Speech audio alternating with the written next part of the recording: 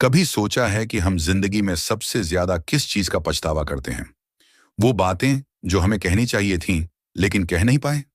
वो लम्हे जो अपनों के साथ बिता सकते थे, लेकिन व्यस्तता की भेंट चढ़ गए। आज मैं आपको एक ऐसी कहानी सुनाने जा रहा हूं जो शायद आपके दिल को झकझोर कर रख दे। लेकिन असली बात तो अभी बाकी है। अली एक सफल बिजनेसमैन था। दिन रात काम में डूबा रहता, हर वक्त मीटिंग्स, फोन कॉल्स और प्रोजेक्ट्स की दुनिया में गुम।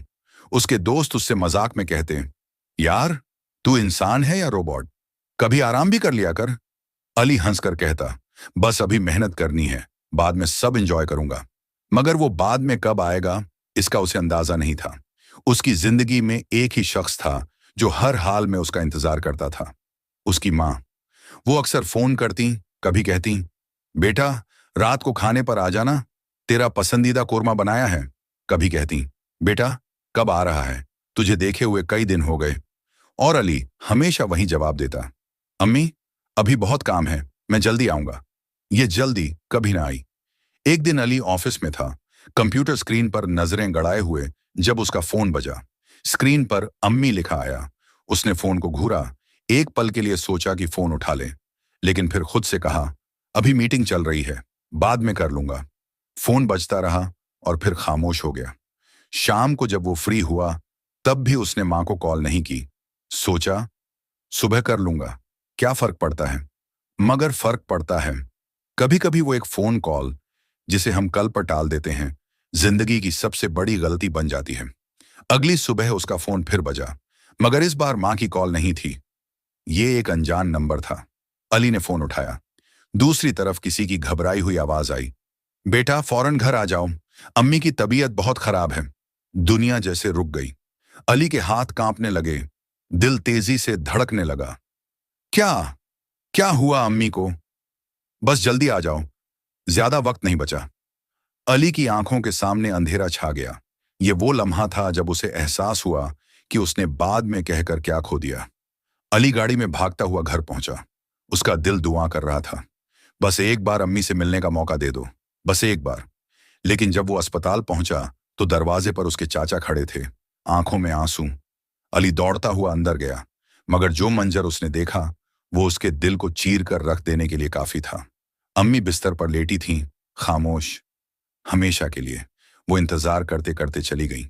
अली जमीन पर बैठ गया, जैसे उसके पैरों के नीचे से जमीन खिसक गई हो। अम्मी, मैं आ गया। अम्मी, प्लीज आंखें खोलो। मगर अब वो कुछ नहीं सुन सकती थी।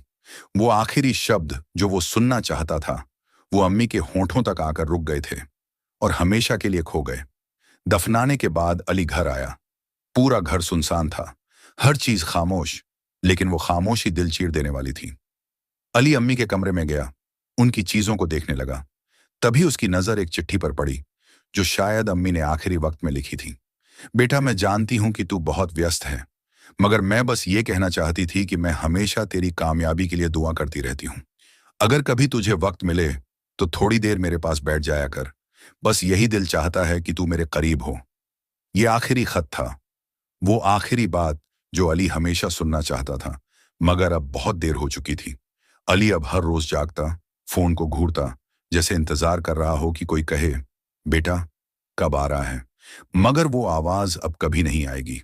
वो हर रात अपने बिस्तर पर लेटकर सोचता, काश मैं एक बार अम्मी की बात सुन लेता, काश मैंने एक बार उनके पास बैठने का वक्त निकाला होता।